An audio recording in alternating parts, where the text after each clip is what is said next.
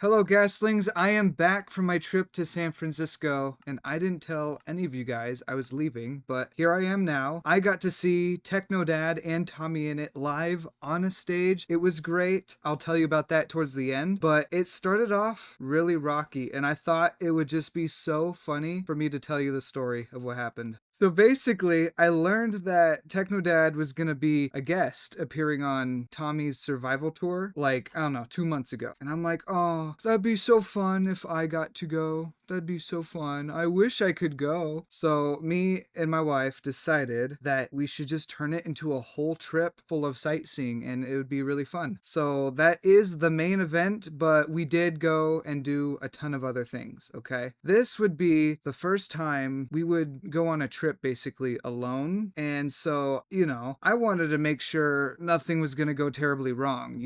I don't want to get stranded in San Francisco or something. I don't want to go bankrupt in San Francisco, okay? So I had a whole plan put together, but nothing went to plan. Absolutely nothing went to plan. It was tragic. So we woke up for the airport at 6 in the morning, the same day the event was going to happen, okay? This was the 19th. The tour was at 8 p.m. that night. We had like 14 hours to just do things, okay? We get checked in through TSA and we arrive at the gate. The gate is like D4 or something, D6, something like that. It really doesn't matter the details, but we're waiting there. We're an hour early and we almost missed our flight because I guess they announced on the announcements that they changed it or whatever, but we're sitting there for an hour like, okay, obviously this isn't our flight because we're an hour early, so we'll wait for this one to change.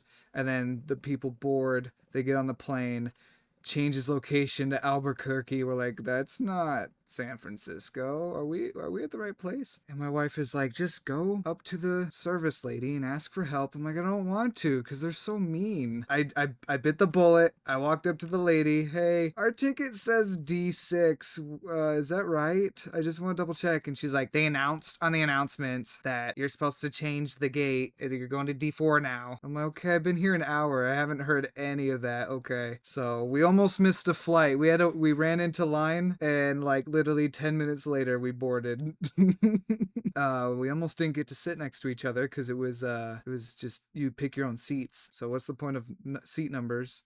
But whatever. We made it safely into San Francisco and it was crazy. But now it was time to get a rental car because you gotta drive around San Francisco. We're not busting everywhere. I already had a car reserved and it didn't matter because I still had to wait an hour in line before I got to talk to somebody, okay? And there's people in line like, I've been waiting here for 2 hours already. I'm like, oh no, please go by fast. And it went as fast as it could. There's a ton of people like they're in San Francisco, but they don't know why, apparently. I don't know how hard it is to get a car. So the lady I was talking to, she had like a really thick accent. She was talking so quiet as well. And they still have the COVID shields on in front of them. So she's quiet. I can't understand her too well. There's the COVID shield. So I'm pressing my ear up to this thing and I'm like, I'm sorry, what'd you say?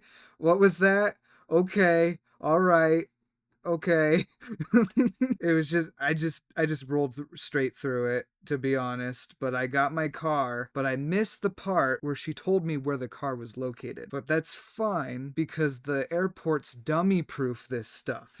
Even if you're an idiot, you should be able to get your car. Guess who couldn't find their car? So in the airport, they have signs with the company that you rent from. They're like, oh, if you're this company, go to level 2. If you're this company, go to level 3.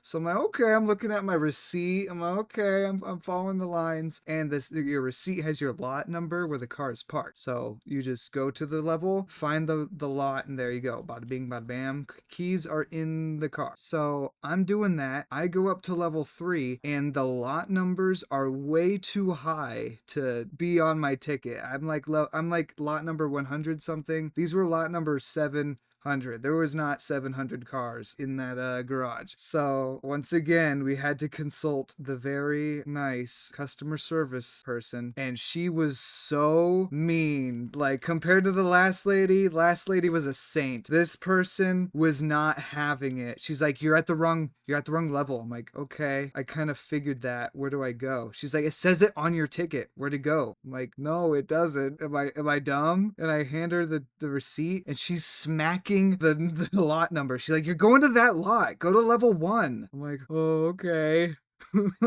It was so uncomfortable. I'm like, why was she so mean? And I get it. She probably deals with like 100 dummies a day. Makes sense why she's so sick and tired. But this is my first time doing any of this. I don't know what I'm doing. And I'm asking a simple question. Where's my car? We go down to level 1 looking for the car, and the company is different. It's a different company. I'm like, this isn't right. This is not the same company. Because I was kind of thinking like maybe there's the same company on 2 different levels. It was not the same company. So I backed out. I went all the way back up, and I waltzed my way back up to her. I'm like, hey, it's me again.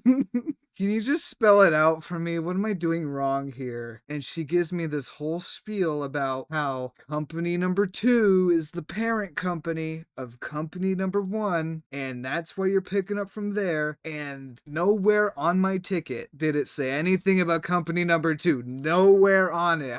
I'm so sorry. This was common knowledge, apparently. I have no idea. But whatever. We got the car. We're sitting in the car. And the plan was to go quickly view all the other sightseeing stuff we were gonna do. Go check out like the parking lot and how difficult it is to get in. We weren't gonna actually like visit. We just want to get an idea of the area, basically, because you don't want to go in blind. You want to be a little bit prepared. We didn't do any of that because we already wasted like 2 hours trying to get this car, and I was starving at this point. I'm like, let's just go eat. Let's get a place to eat. I'm tired. I want to check into the hotel after. We went to Chili's. Here's some pictures of the food if you want to see, if you care about that. No cheese pull video because that's weird. No, I skipped a beat. So before we went to Chili's, we spent like 30 minutes in the car trying to figure out where the navigation was. There was no navigation. We're just like, hello, there's everything here but the navigation. There's a huge screen on this car. It's a Nissan Sentra 2025, and it wouldn't pull up the navigation from like our phone onto the big map. So we're like, okay, whatever, let's go to Chili's. We ate, and then after Chili's, we spent another like hour in the car just like doing everything we can think of and looking up how does this work, and just to learn it doesn't work. It doesn't work. So we burnt all of our time just messing with the car stuff. And I'm like, okay, let's go to the hotel. Just put the navigation on your phone. Tell me where to go. Let's go to the hotel, get changed out of our airport clothes, and get ready to see MrTechnodad in person and TommyInnit. This is the main event. Let's just make sure that goes smoothly, okay? It was not going smoothly. We already had the hotel picked out and everything. We paid for this probably like a month or 2 ago, I swear. The website was very professional, very nice. It was a good price for a hotel. It was like a 2-minute drive from where the tour was gonna be, which was the Palace of Fine Arts, and it's such a pretty building. It's really cool. So we pull into the little parking lot they have, and immediately I'm like, this is not right. Something's not right here. We head inside, we get checked in with the dude. Don't know what it was about him, but I'm like, this dude kind of feels like a scammer. I feel like I'm being scammed right now. I'm just checking into a hotel. Something's not right here. And then we have to take the little elevator up to our level, because we're carrying baggage, of course. And this thing is rickety. It looks like you just took a cut from the ground, like the tiles on the ground, threw it into a small little closet, and then it moves up and down. I'm like, this is weird. And then we get up to our level, and the floor is wavy. It's not level. It's just a wavy hallway. It's weird. So how the building is shaped, it's like a big square U shape, basically, with all the rooms alongside the outside of the U. And then whatever's in the middle, I didn't get a good look at it. I think it's a big building. It's just in the middle of all of that. So it's blocking most of the sunlight that's possible, and there's only one window in the room, and it's right beside the door, so you cover it anyways because people can just peer right through the room and see everything going on. So you cover it anyways, and there's no natural sunlight. You flick on the light and it's not bright enough to light up the whole room, so it just feels like you're in the back rooms. It was very unsettling. The walls were paper thin. You could hear everybody talking around you. So you're trying to talk to each other and you're just like quiet. And it's so uncomfortable because everybody around you is just arguing with each other. There's a baby crying like 8 rooms away and you can still hear it. It was bad. It was very uncomfortable. I was checking the whole room for hidden cameras. I swear, that's how uncomfortable I am. I'm like, no way they make enough money renting out these rooms. They totally have hidden cameras in here, and that's their second side hustle. It was bad. I was freaking out. I'm like, did we just ruin the trip? Like, we're not comfortable in here. We're not comfortable at all. And I was trying to rationalize it. I'm like, I'm not gonna get my money refunded if I try to leave. It's only for 2 nights. We're not going to spend most of our time here anyways. But the more I thought about it, the more uncomfortable I felt. And I don't care if you think I have like high standards or something, like, oh, BabyGhast, come on. It's just a room. Come on. I don't care. Both of us were uncomfortable and there was no way we were both going to be able to sleep in that place. So we said, screw it. The same hour we were there, we found a new hotel and we checked out. We just fled as fast as we could. It was so bad. I was talking to the dude. I'm like, hey, we're ready to check out. He's like, you just got here. I'm like, yeah, it isn't working out for us. I just want to check out. Is there any way to get a refund? He's like, no. But what's wrong with the room? What's wrong? I'm like, the room smells like chlorine, by the way. Like, they don't like actually wash it. They just disinfect it with like chlorine or something. I'm like, the room stinks. It smells like chlorine. I can hear everybody around me. I don't even know if that door lock will work. I'm good. Get me out of here. I don't care if I just wasted all this money. You can't skip out on the hotel. Like, that's the big thing. So we got out of there ASAP and we quickly registered a new hotel. This one was a Japanese one. Very nice. This hotel was so nice. It really made the trip. It was that good. There was a koi fish pond. It had a koi fish pond. I don't know how to explain it. They had like a bathrobe in there that you could have. It just really made the trip. We had a balcony room too. So there's a whole ton of natural lighting and you can see like the city. It was so pretty. It was really pretty. But yeah, at that point, we had like 30 minutes to get to the Palace of Fine Arts before like we started to be late to being early kind of thing. So I was in a rush. We quickly got changed out. I'm wearing my Technoblade attire. I'm feeling very fancy, very cool. And it's just crazy walking up to this thing or driving up to this thing because it looks like a pantheon. It's crazy looking. We were seeing it like the entire trip, just driving around wherever we need to go. But we get there, get checked in, already bought tickets, you know the drill. You know, me personally, I really wanted to see Technodad in person. I don't really care for Tommy too much. He's cool. I wasn't really there for him though, to be honest. We're going to the TommyInnit tour just for Technodad. That's kind of my thing. Tommy's cool, don't get me wrong. I don't know if I'm going to be able to meet them in person or just see them on stage, but I'm excited nonetheless. This was 2 months of planning all for this. Nothing went to plan at all. It was not a smooth transition at all. And yet every step of the way, we finally made it to this moment in time. I was so excited. So basically what the survival tour was, it's just Tommy's trying to be a comedian or something. He does tours. That's his thing now. He still does YouTube, I guess, but this is his new thing. This is his new favorite thing. And it's really cool. Like, that's a cool thing. I'm really proud for him. I think that's great. His humor isn't exactly my kind of taste. I'm not saying he wasn't funny. He was pretty funny, like, during the show. He got me a few times, not gonna lie. I'm like, oh my gosh, that was great. That was great. 10 out of 10. So the show started. It was just him on stage. I'm like, where's Technodad? Please tell me he's here. Please tell me we didn't fly all the way out here and he's just didn't show up, right? Tommy's on stage doing his bits. He's setting up the jokes that are going to basically repeat for the rest of the show. And then he gave us a 15-minute break so we could go run to the bathroom, grab food or whatever. And during that time, there was merch. And I'm like, I don't really want merch, but maybe a poster would be cool if we do get to meet them and they can sign the poster. That would be neat. So I'm waiting in line and there's just like a handful of people in line and I make my way up. I'm like, can I get a poster? Are you out of posters? And they're like, we are. And they look at the display with all the merch and they're like, you can have the one on the display. So I got the last poster there and it was nick of time too, because the bing, bing, bing, bing, they're like signaling get back to your seats, the show starting. That happened while they were pulling the poster off. So I got it right at the nick of time too. I got the very last poster that day. Yeah, props to them. That was great.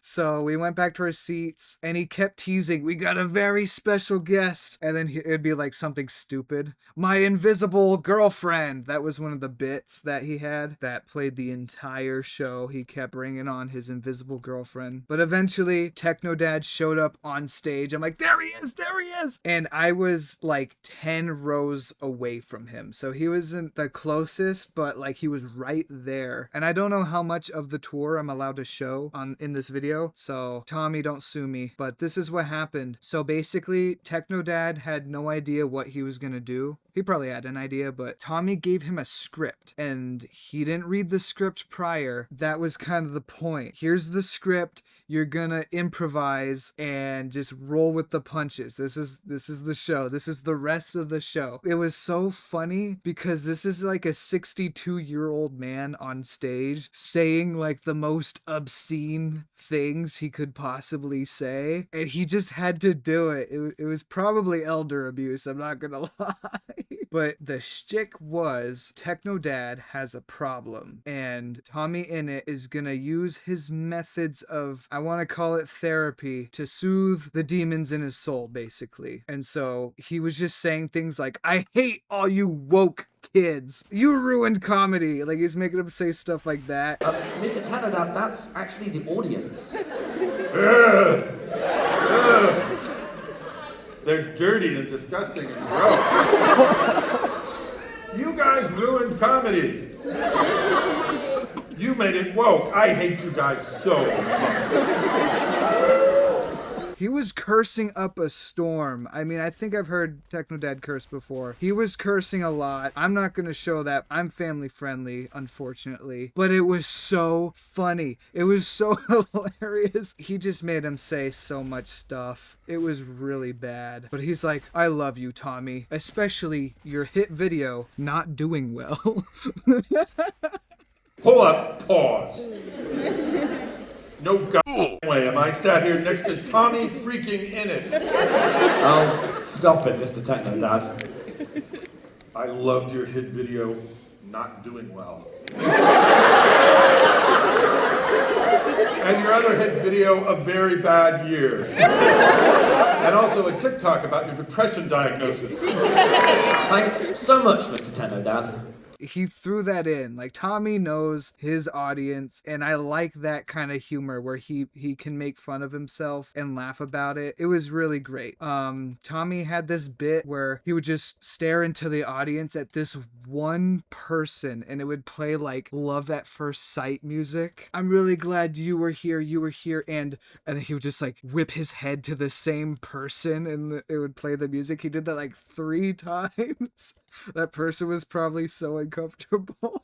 He would like point out to some dads, he's like, you were forced to bring your kid to this show, huh? It was just like, he just knows, he knows. And that's my kind of humor right there, where he's so aware of his audience. Yeah, that was the show. Technodad had his anger resolved at the end. He made him run. He made this old man run across the stage and do laps. He made him like lay on the ground and sit up and stand up. I'm like, I don't think his old joints can do that anymore. And everybody clapped every time he stood up successfully. They're like, yeah, he's old. It was just a thing. It was just such a thing. I was there just for Technodad, and it was good to see him on stage in person. It was so surreal. So this would not technically be my third time meeting him, but technically be my third time meeting him. If you haven't seen my previous 2 times meeting him, I will link the video right here in the corner in the description. You should definitely watch that, and I will tell you why you should watch it towards the end of the video. But don't watch it yet. Keep watching this one. I'm not done talking. Watch it after, okay? Thank you. Well, yeah. I got to see the man himself in the flesh, all this buildup, all this mistake after mistake, and I finally did it. I've been waiting for this moment for like 2 months or so. Now I get to enjoy the rest of the trip. We're done with the main event. Now we get to do some sightseeing. So I've never drove around any densely packed cities before, so this was my first time. Probably not a good thing to start with San Francisco. It was bad. It was so incredibly difficult driving around. It just sucked up all my brain power. I couldn't even like enjoy like too much of what we were doing because I was just so like, ugh, my brain. I was so focused on everything, but it is so different driving there compared to Arizona, because in Arizona, if someone cuts you off, you're like, come on, dude. And like if people are driving dumb in Arizona, you're just like, what the heck? What are you doing? Get off the road. In San Francisco, it's kind of like a hive mind, I would say. The roads have a mind of its own, and you just have to work with it. Like, you'll be driving down a 3-lane, and then all of a sudden it's like, I'm a 1-lane now. Good luck, everybody. I was making sure to drive like super extra careful, obviously, because I had a rental car. But people will just cut in front of you, and it's like, I get it. Your turn is literally in 200 feet. And there was no other opportunity. I understand. I get it, buddy. Do what you have to do to survive, just like the rest of us. That's just kind of the experience. We were in bumper to bumper the entire trip, and it was oddly satisfying. I don't know how to describe it. It was just like, everybody knew this sucks. Everybody knows this is what you have to do. They live it every day. I don't live it every day. They do. So they know how to micromanage it or something. You turn on your blinker and people just let you in because they just know. In Arizona, if you turn on your blinker, no one's letting you in. They don't care. No one cares at all. They're like, I got places to be. I don't care. And San Francisco, they're like, I got you, buddy. I understand. It's going to take me an hour to go 2 miles anyways. I understand. And that's the thing. It is such a densely packed city. A 2-mile drive is literally like half an hour because of how busy it is. And there's an intersection like every block. Every single block is an intersection. The city is just a bunch of squares. So it feels like you're traveling forever and ever, but you've hardly moved. It is such a wild experience. It is crazy. But aside from that, day 2, we woke up and we found this cute little crepe place. It was just lived in. The entire city is lived in, but we went there and we're like, wow, this place looks like it could easily be like 50 years old and it's still chugging along business-wise. But then after the crepe place, we got to visit the San Francisco Zoo. You gotta check out the zoo. I mean, come on. I was kind of bored until they had an animal I've never seen at the zoo before. They had the Brachiosaurus. They had a velociraptor. They had dinosaurs at the zoo. It was a little exhibit where they had like plants that were from those prehistoric times, and then they had the statues up. That perked me up. I was like, yo, they have dinosaurs. And right around that time, something crazy happened. So I posted the night before about visiting Technodad and TommyInnit. I posted on Blue Sky and YouTube. So if you saw it on YouTube, props to you. I posted, I'm like, yo, I got to see Technodad in person. And I also linked my video where I met Technodad twice in it. And at the zoo, walking around, Technodad liked the post. And I was like, yo, I got noticed. I was acknowledged. And it made me feel a lot better about the trip because it was not for nothing. He actually saw the post and he knows I'm a super fan, or maybe a stalker because I flew states away to go visit him. But whatever. It was mission success. Acknowledgement acquired. So after the zoo, we went to one of our favorite arcades to go to, Round 1. I dropped a bag there, not gonna lie. Got a lot of plushies and figurines there. We probably spent maybe 2 hours there, 2 or 3 hours just running around. I didn't get any pictures or videos at round one at all, but here's the haul of all the plushies. This is what we got. After round one, we really wanted to check out the Japanese tea gardens and all the other gardens in that area. And we drove all the way up. It's kind of, I want to say it's a mountain. It's elevated. You just circle all the way up to this place, and there are cars on both sides of the road parallel parked all the way up to the top. There is no parking spot. Those were the parking spots, and we didn't know that. So we went all the way to the very top, and we're like, there's no place to park. We're gonna have to park like 2 miles down, walk all the way up to walk the Japanese tea garden. So we said, forget it. We're not doing that. I think that was it for the day. So we checked back into our hotel, and the hotel has its own restaurant inside of it. So we're like, we have to eat at the hotel. So we're eating at this super fancy restaurant. We have never touched a restaurant as fancy as this one. We are peasants compared to this place. We're all dressed up nice, and I'm like, I don't think we're dressed up nice enough for this place. So we're looking at the menu. All the menu items are very pricey. I'm like, you know what? This is the most fancy restaurant we are gonna eat at in a very long time, so we might as well enjoy it. It was so fancy. One of the waitresses gave us like the big glass of water so we can fill up our cups ourselves, and another waitress swung by. She's like, oh, there's a chip on this glass. I'm gonna actually swap this out. And she took it from us and swapped it out with a brand new one. I'm like, okay, this is some crazy service. And so we had our food. Here's some pictures, and for as pricey as it was, gonna be honest, I was not impressed with the taste of any of it. Maybe that's just me. I don't know. It was good. It was good food, but for the price, I was not impressed. Gonna be honest. That was our trip for the second day. Third day was the day we were returning home. So we had to get the rest of our sightseeing done as fast as possible before we missed the flight. You know what I mean? We really wanted to visit the beach, but it was kind of too cold to do that. I mean, I was kind of hoping by now it'd be pretty warm enough to do that. But it was like 58 degrees like the entire time. I mean, we could have swam in it, I guess, but you know, it'd be pretty